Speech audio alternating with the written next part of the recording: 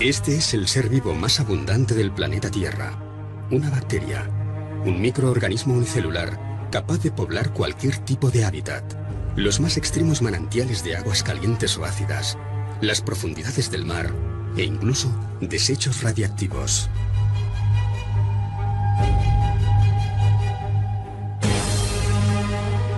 Un gramo de tierra puede llegar a albergar 40 millones de células bacterianas. Algunas incluso pueden sobrevivir largos periodos de tiempo en el espacio exterior. Un ser casi perfecto, una máquina diseñada al milímetro para sobrevivir, para desplazarse y multiplicarse. Si esta, una bacteria, fue el origen de la vida en nuestro planeta, ¿cómo llegó hasta aquí? ¿Realmente todo ocurrió por casualidad?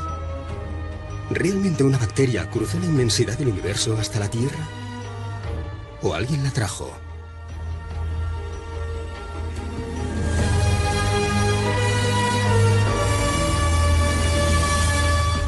Para un ingeniero como yo, esa es una gran pregunta que ha sido totalmente ignorada. ¿Cómo y por qué?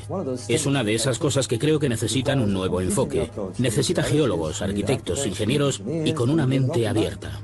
Para analizar este asunto de forma seria, hemos de seguir los cánones de nuestra ciencia, de la ciencia que conocemos, entendiendo que nuestra ciencia es limitada, es decir, que no explica todos los fenómenos que ocurren. Tanto las epopeyas asiáticas como los mitos sumerios, como la civilización maya, los egipcios, todas las civilizaciones del mundo parecen estar aludiendo a un momento primordial, a un momento que definimos como la creación, a seres que vinieron del cielo, a dioses que les instruyeron. ¿Por qué no pensar que esos dioses pudieron mantener eventuales contactos con esas civilizaciones, relacionarse, vivir durante un tiempo en este planeta, influenciarlos y después volver a su lugar de origen?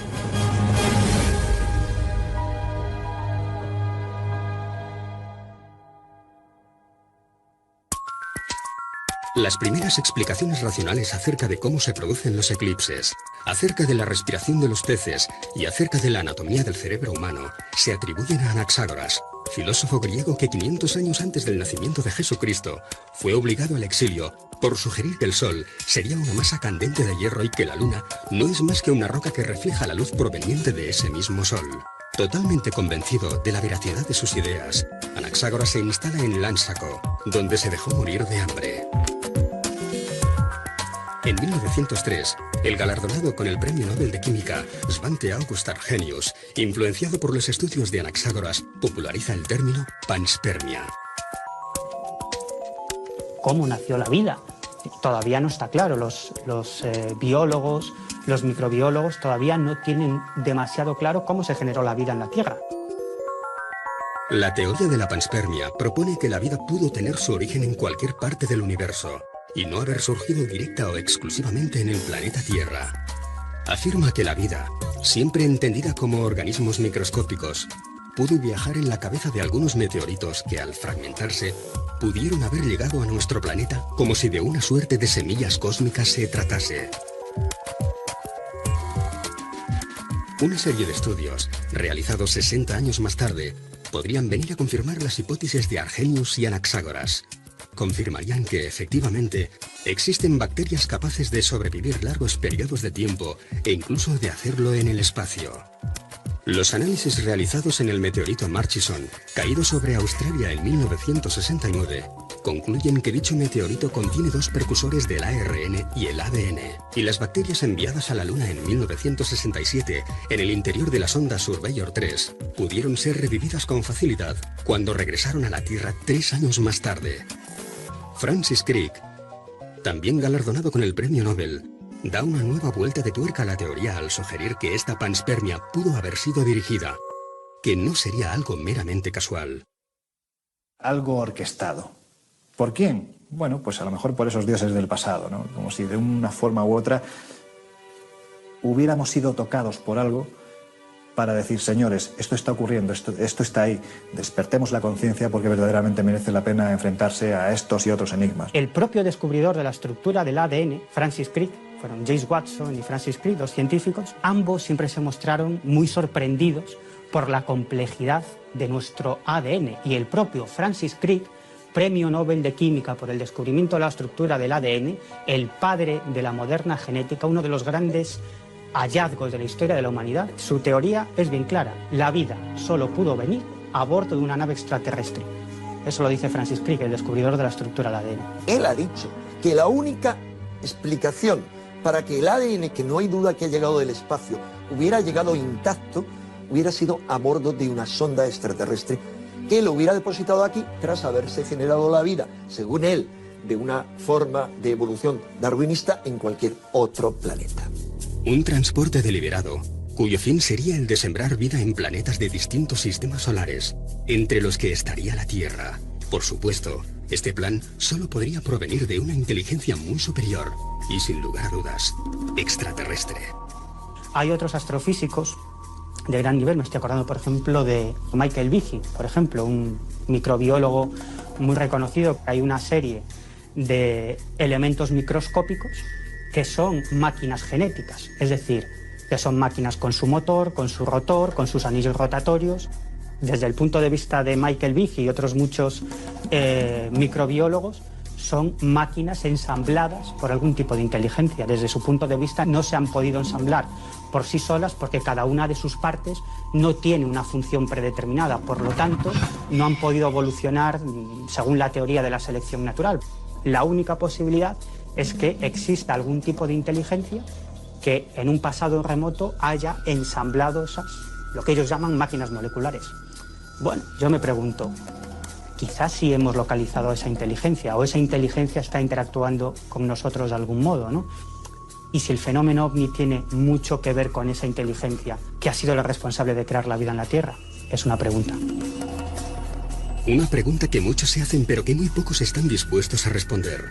Si esas luces, esos objetos voladores no identificados que recorren nuestros cielos, son los mismos de los que hablan los antiguos escritos de la Edad Media, si son los mismos en los que se inspiraron nuestros ancestros para decorar sus cavernas, y son los mismos que hoy en día se cuelan en las pantallas de nuestros radares, ¿no cabe la posibilidad de que sean los mismos que un día hicieron crecer la vida en este planeta? El fenómeno OVNI está interaccionando con el ser humano desde que el hombre es hombre, o incluso pudo llegar a participar activamente en su creación. A día de hoy no se conoce el eslabón perdido entre el homínido y el hombre, y es posible que pudiese haber una intervención extraterrestre en la creación del ser humano. ¿Por qué no pensar que unos dioses instructores, que eso que hoy llamamos extraterrestres, fueron los responsables del salto del homínido al hombre? Que la gente sepa que hay cosas que no tienen explicación y que están ahí y que merece la pena estudiarlas, porque posiblemente van a aportar muchas respuestas a grandes cuestiones de la humanidad. El mero hecho de que haya un eslabón perdido. Sí, la ciencia nos habla de un eslabón perdido, pero es inidentificable, no se sabe qué es. Es un salto cuantitativo, cualitativo, que se produce en un ser que no deja de ser lo más parecido a un simio, que de golpe y porrazo se convierte en un ser absolutamente inteligente. ¿Qué proceso se produce en ese instante o quién maneja los hilos para que eso se lleve a efecto? ¿Por qué no pensar que esos dioses instructores del pasado, que esos posibles extraterrestres de una forma u otra hicieron algún tipo de tejemaneje para que finalmente nosotros seamos lo que somos, posiblemente un experimento? En momentos muy concretos de la humanidad ha habido esas inteligencias no humanas que se han intervenido de forma activa en ese devenir. De hecho, hay un contactado, Alex Collier, una persona a la que no le gusta mucho exponerse, que ha concedido algunas entrevistas, pero no le gusta ser visto y ha estado algunos años desaparecido. Y él habla de una intervención genética, por la cual nosotros seríamos como una amalgama de 22 especies. Por tanto, se habrían producido varias intervenciones a lo largo de la historia por parte de seres extraterrestres que habrían hecho evolucionar al ser humano. Esa raza híbrida es lo que conoceríamos como niños de las estrellas. Unos niños con ciertas propiedades no adquiridas por el conocimiento, sino que estarían ya en sus genes, como producto de esa hibridación entre humanos y extraterrestres. En 1930, en México, a 160 kilómetros de Chihuahua, aparece un misterioso cráneo al que se bautizó como Star Child, el niño de las estrellas. Su apariencia es muy similar a la de un cráneo humano. Pero los análisis de ADN llevados a cabo a final de los años 90 revelan que, a pesar de su parecido, podría no serlo. La extrañeza no es tanto por su morfología, pese a que presenta una extraña protuberancia en la parte trasera de ese cráneo, sino por el ADN mismo, porque las comprobaciones que se han efectuado parecen demostrar que solamente está presente el ADN mitocondrial, el que aporta la madre, pero no así los genes del padre. Es una extrañeza, una rareza en términos biológicos que ha disparado la imaginación a pensar si estaríamos frente al cráneo de un eventual híbrido entre humano y extraterrestre en un pasado remoto. Lo que ocurre es que ese cráneo fue analizado recientemente y llegaron a la conclusión de que sería un cráneo de un ser fruto de un cruce entre un alienígena y una terrestre. Cuando se recogió ese cráneo estaba en conexión con el resto del cuerpo, y la descripción de quien encontró el cuerpo da a entender que no se trataba de un humanoide normal. No solo era más pequeño, sino que tenía una morfología muy diferente a la de un ser humano vulgar. Este podría no ser el único cráneo con estas características con el que se hayan topado los arqueólogos. Unas excavaciones realizadas en Portugal podrían haber desenterrado 2 ejemplares muy similares al famoso Niño de las Estrellas encontrado en México. Los cráneos que yo conozco, provenientes de la isla de Musge, son muy parecidos a este Starchild. Estos 2 cráneos me llamaron la atención por ser mucho más pequeños y tener una estructura ósea encima de la cabeza que parecía una cresta. Apenas constato la similitud fisiológica entre ambas especies. O en este caso, 2 cráneos encontrados en Portugal y un cráneo encontrado en México. Tiene gracia porque, por ejemplo, Lloyd Pay, que es quien hace la investigación sobre Starchild, llega a exponer que a lo largo de la historia de los diferentes homínidos que estuvieron por aquí, toda la evolución se produjo a lo largo de millones de años. Y todos ellos, en cuanto a sus esqueletos, son muy parecidos. Y de repente, en un menor espacio de tiempo, surge el Homo sapiens sapiens, que tiene una estructura muy diferente a todos los anteriores. En el periodo de unos pocos millares de años es completamente distinto. Así que él sustenta ahí esa posible intervención. ¿Será real, no? No lo sabemos. Hay tantas cosas en la historia que no logramos explicar y que está mal contada, pero ¿por qué no pensar que se produjo esa intervención? Si los seres humanos hemos sido alterados o modificados en algún momento de nuestra evolución por esas entidades y nos han legado, que nos han fabricado a su imagen y semejanza, es que tenemos que ser muy parecidos a ellos. ¿Por qué desarrollamos nuestra inteligencia? Ese eslabón perdido, ¿quién nos dice que no pudo ser inducido por esos dioses venidos del cielo? Llámale Dios, llámale extraterrestre, pero hay una injerencia que permite que el hombre deje de ser un animal y se convierta en ser humano. Resulta que todo el planeta está lleno de megalitos, es decir, menires, que son esas piedras iniestas de forma fálica, de dólmenes, que son 2 piedras con otra encima, de cronlech, que ya son como torretas con varias piedras iniestas y otra encima. ¿Cómo puede uno explicar que hace quizá 7.000 años, 10.000, 12.000 años, en todo el planeta surgiera la misma costumbre? Esto se está poniendo cada vez más interesante en España. Bueno, creo que hay sitios que no están del todo bien explicados. La explicación que se ha dado acerca de estos sitios, la explicación clásica, no es exacta. La civilización megalítica, para la cual aún no tenemos una explicación. Llegamos, por ejemplo, a Antequera, en el sur de España, y nos encontramos con el dolmen de Menga, con monolitos enormes. Hace poco se encontró un pozo con 17 metros de profundidad, un pozo en medio del dolmen perfectamente construido, del Neolítico. Nos preguntamos, ¿cómo es que unas comunidades de agricultores de unas pocas decenas, o a veces centenas, logran hacer un monumento de esa envergadura? Empezamos a percibir lo que llamamos una protocivilización, no una prehistoria, sino una protocivilización que posee una serie de principios que no entendemos. Lo que parece que hacían era construir estos lugares, estos megalitos. Y quizás, hay muchos quizás, hay quien ve una especie de gran sistema como de GPS alrededor del cual se movían, como si fuesen grandes estaciones. Es muy posible. Esto no podía ser casual, pero lo interesante es cuando los astrónomos entran en juego y te dicen que además muchos de estos monumentos tenían una orientación astronómica precisa. No hay explicación posible, salvo que pensemos en que hubo en una antigüedad más remota una civilización planetaria, es decir, salvo que pensemos que ese conocimiento les ha venido de algún sitio. Sorprendentemente encontramos denominadores comunes, megalitos, grandes piedras que son desplazadas, algunas cortadas, otras naturales, alineamientos astronómicos muy intrigantes y la posibilidad de un sistema de creencias común, el cielo, etc. Y particularmente la tecnología. Sé que la gente mira de forma sencilla estos sitios, pero mover piedras pesadas es algo muy difícil. Muchas veces, en la cultura megalítica, cuanto mayores son los monolitos, cuanto más compleja fue la técnica utilizada, más antiguo es. Algunos de estos bloques tienen más de 100 toneladas, puede que más, es increíble. Hablamos de piedras naturales que han sido desplazadas. No tengo ni idea de cómo las movieron. No hay medios, con una tecnología básica, de erigir un menhir de 20 metros y de 70 u 80 toneladas.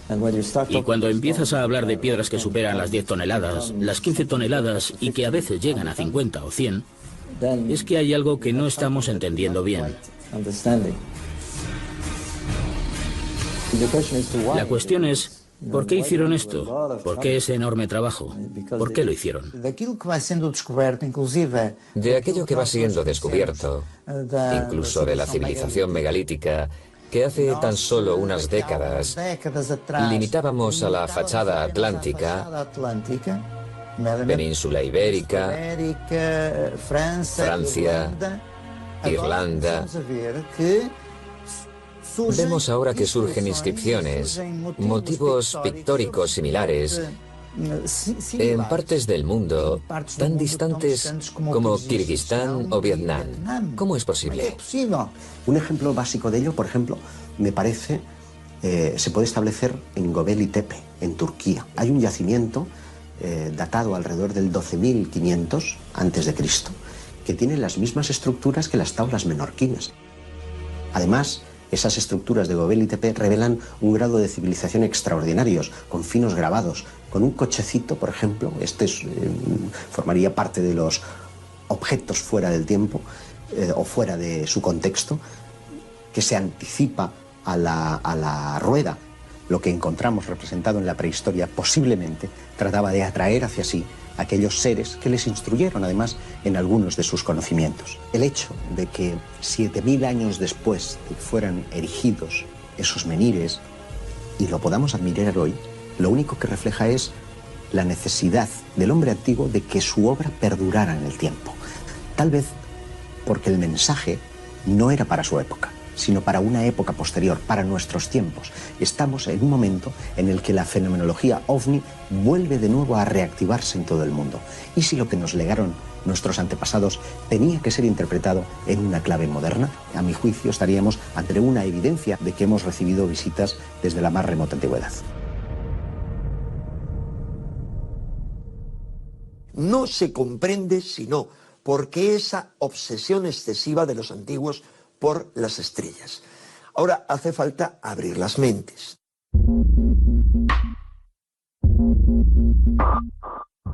¿Qué vieron aquellos hombres de la prehistoria?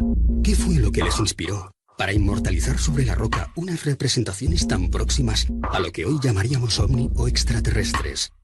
¿Observaron ellos los mismos fenómenos a los que se refiere la ufología actual? Cuando aparecen 10.000 ciervos con 10.000 hombres y 10.000 lanzas, es más fácil de creer que estaban representando una realidad. Pero si aparece un ovni perdido, uno, es una excepción. Pero si tú hablas con un antropólogo te dirá que siempre hay que partir de una experiencia previa. Es decir, si yo represento esto es porque hay algo que he visto. Luego lo puedo adornar, pero evidentemente algo he visto. Cuando te vas a Tassili, cuando te vas a determinadas zonas de América, incluso zonas de España, pues hombre, es que mucha imaginación hay que tener para representar lo que representaron, porque seguramente hoy en día cualquier persona que no tenga nociones de historia, ni de antropología, ni de nada, tú le plantas delante de una de estas representaciones y te dirá, es un astronauta, pero es que sepamos, astronautas hace 2000 años no había. Algo ocurrió hace 40.000 años que está muy relacionado con un despertar espiritual, que está muy relacionado con un despertar evolutivo. Pues son figuras humanas que están representadas realmente como el ojo humano las ve. También los astros están representados perfectamente y los animales. Entonces, ¿por qué estos seres tan extraños y por qué no podrían representar seres de otros planetas? Es un caso intrigante, no lo voy a negar, porque en general todas las figuras parecen estar representadas de una manera muy naturalista. Claro, cuando te plantas delante de este tipo de figuras, lo primero que piensas es, bueno, ¿y qué demonios fue lo que vio ese hombre del pasado? Seres, figuras antropomorfas, donde le salen rayos de la cabeza, o donde tienen una fisonomía bastante extraña, o parece que tienen gafas o una escafandra. Los círculos, los semicírculos, las manos en positivo o en negativo que aparecen tanto por todas partes del mundo. Estamos hablando de seres de un gran tamaño, de polifemos, de un solo ojo, que están llevando a los miembros de los clanes tribales, especialmente a mujeres en avanzado estado de gestación, al interior de lo que parecen ser unas burbujas. Muchas de estas representaciones son muy parecidas a lo que hoy en día formaría parte de la tipología de esos modernos extraterrestres.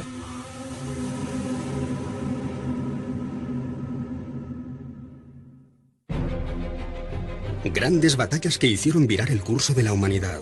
Descubrimientos que cambiaron por completo nuestra visión del universo. Restos arqueológicos capaces de hacer llegar hasta nuestros días secretos de la antigüedad. Luces, apariciones, ovnis y contactos que parecen elegir los momentos más relevantes de la historia para darse a conocer, para inmiscuirse en los asuntos del hombre. ¿Cómo explicar un fenómeno que parece habernos acompañado desde el comienzo de los tiempos? Un fenómeno capaz de actuar durante la era neolítica, en la Edad Media, durante la Revolución Industrial, en plena Guerra Fría. Para muchos investigadores todo esto no es casual. Nos observan, nos tutelan y nos guían desde el principio. Yo no voy a negar que hayan existido contactos hace 10.000 años o hace 15.000 años. Y de hecho, pues la representación de estos signos tan recurrentes, ¿no?, en todas estas partes del mundo, pues podría ser una prueba de ello. Pudiera ser. Yo no lo descarto. Yo soy partidario, yo sí que sostengo que en algún momento de la antigüedad fuimos visitados. Encontramos, para mí, evidencias de que la Tierra ha recibido diferentes tipos de visitas en diferentes momentos del pasado. En Santa María de Olesa, en Cataluña, encontramos uno de los informes más antiguos que pueden relacionarse con el avistamiento de un objeto volador no identificado. Leer y escribir, en la Edad Media, era un conocimiento que solo podía alcanzarse tras los muros de los conventos de una península ibérica inmersa en plena reconquista. Era la Iglesia quien redactaba testamentos, quien redactaba capítulos matrimoniales, quien redactaba compraventas. Uno de esos textos, un acta notarial de 1642, parece recoger lo que muchos considerarían como un avistamiento ovni de la Edad Media. Les leo el documento. Si quieren, les leo una parte. 3 de julio, entre las 9 y las 10 de la noche. De Montserrat surge una luz, una señal luminosa. Esa señal se transforma en algo parecido a un globo. Y ese globo acaba dividiéndose en 3 lunas. Y dice que esto dura un cuarto de hora. Después dice que surge otra señal luminosa, otra. Así que ya tenemos 2 fenómenos, que asciende por la montaña. Era de noche, pero era tal el resplandor que parecía de día. Vi que se iluminaba toda aquella ladera de la montaña, seguido de un gran resplandor, cuadrado, blanco, y dijo que, en su conciencia, aquello no podía ser sino cosa sobrenatural y prodigiosa. Juraba, la primera testigo, Eulalia Salas, que aquella segunda señal provenía de la zona de la Santa Cova. Esto dicho por aquel capellán y por más gente a la que él enumera con nombres y apellidos, y que estuvieron durante más de una hora mirando al cielo y viendo una cosa que no podían explicar. Es un documento notarial, hecho por una persona de prestigio. Muy preciso. No le pudo hacer una foto porque no existían, pero si hubiera podido, se la habría hecho. Este documento no es único. No se trata de una excepción de la historia. De entre los más de 700 casos recogidos por los servicios de inteligencia norteamericanos, en el conocido como Libro Azul, encontramos un incidente que tiene lugar en territorio portugués y que aún hoy continúa sin explicación.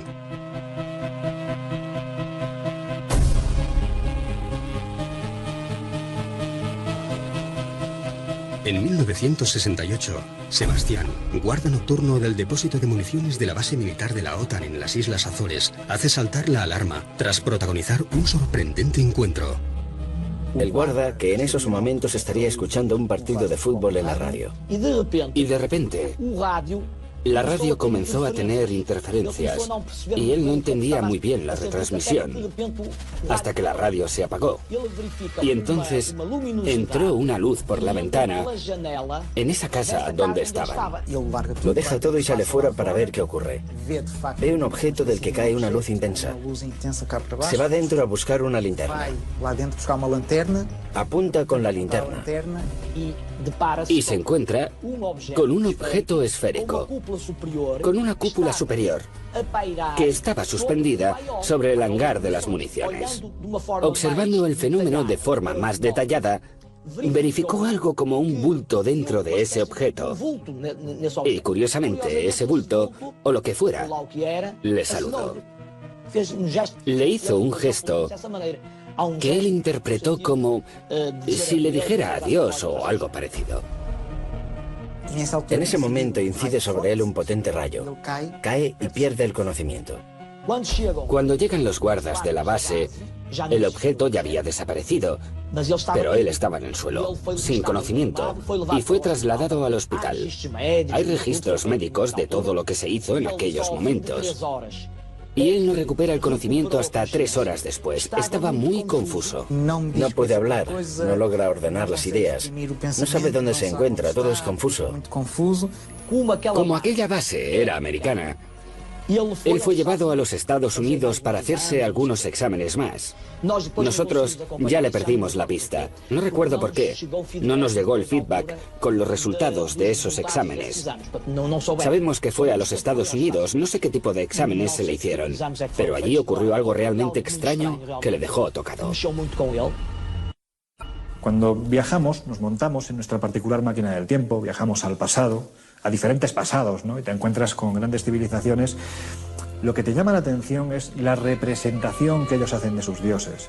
Primero, porque es sospechosamente humana, sospechosamente parecida a nosotros. A mí me llama mucho la atención el que se mencione la llegada de unos dioses provenientes de Mulmul, que aparece en un tratado que se llama el Tratado del Mulapín, sumerio, babilónico, y donde nos mencionan estos dioses que vinieron de Mulmul, de las Pléyades. Obviamente no podemos encontrar en ninguna tablilla sumeria el término alienígena, porque ese concepto no existía. Pero seguramente se estaban refiriendo a lo que hoy conocemos como extraterrestres cuando aluden a esos dioses venidos del firmamento. Para ellos esos dioses eran reales, y cuando hablamos, por ejemplo, de la Torre de Babel, se supone que el dios Marduk era el que vivía en el ático de la Torre de Babel. Así que su dios Marduk era real, era un dios con el que se interrelacionaban, con el que hablaban. ¿Por qué decían esto? No sé si es en sentido alegórico o realmente ellos conocieron seres que venían de otros planetas o de otras realidades que les traspasaron información. Esos dioses de Mulmul fueron los que proporcionaron a los primeros sumerios los cereales. Y hoy en día, sobre todo los antropólogos, se preguntan de dónde aparecieron. Quiero decir, que cómo es que una naturaleza totalmente salvaje se convirtió de repente de la noche a la mañana en doméstica, ¿no? ¿Por qué no hemos encontrado ninguna evidencia que permita explicar algunos de los grandes enigmas sobre los que se sustenta el fundamento mismo de la civilización, la domesticación de animales? no hay una explicación. ¿Cuándo? ¿Cómo comenzó eso? ¿Cómo comenzó la agricultura? Nadie ha encontrado una evidencia. Se encuentra la agricultura de repente en todas las partes del globo, pero si examinamos las leyendas, se dice que son traídos por dioses. Las leyendas forman parte de hechos reales o surgen a partir de hechos reales. Hablamos de gente de carne y hueso y que también moría, porque esos dioses mueren y así aparecen mencionados muchas veces en los textos antiguos.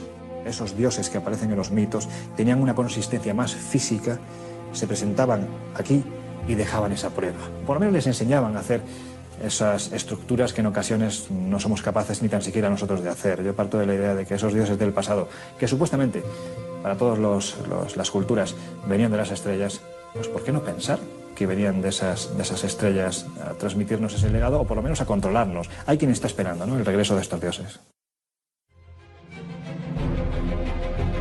En 1492, tras 7 siglos de conflicto, los reyes católicos toman Granada, el último enclave musulmán. La reconquista cristiana de todo el territorio peninsular ha sido completada.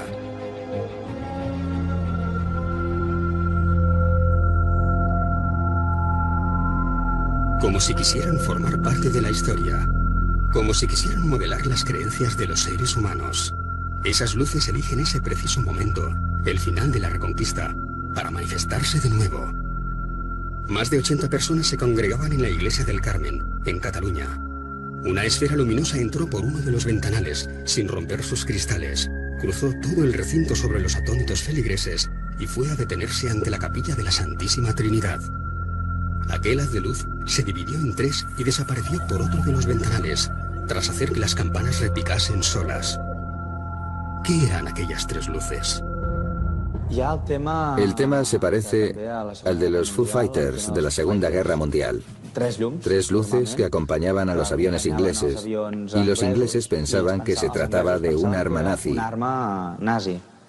Y los nazis pensaban que se trataba de un arma inglesa, y finalmente los servicios de espionaje se van a dar cuenta de que ninguno sabía qué era.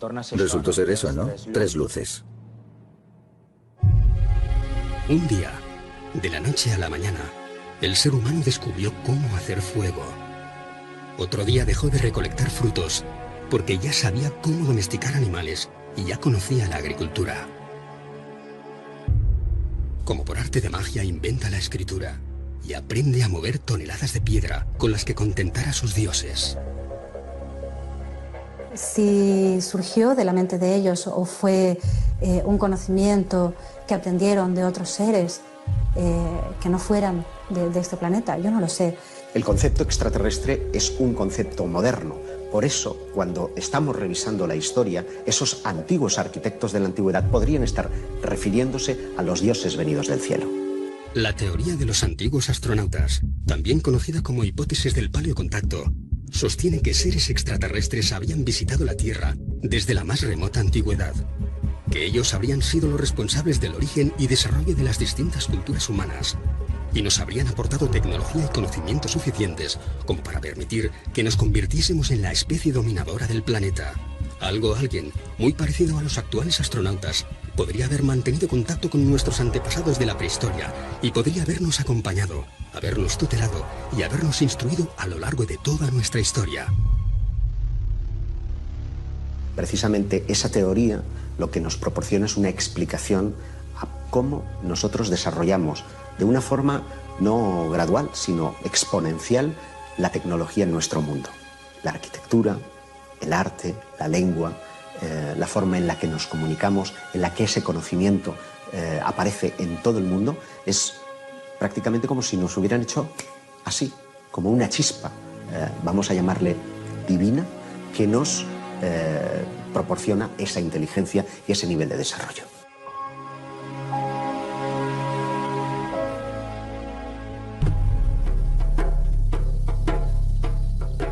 Desde el norte de Portugal y Galicia hasta el Levante peninsular, encontramos una de las manifestaciones artísticas más representativas de la Edad del Bronce, los petroglifos. Representaciones talladas en piedra en las que, en muchas ocasiones, junto a motivos animales y humanos, aparecen una serie de dibujos a los que la arqueología no logra dar una explicación.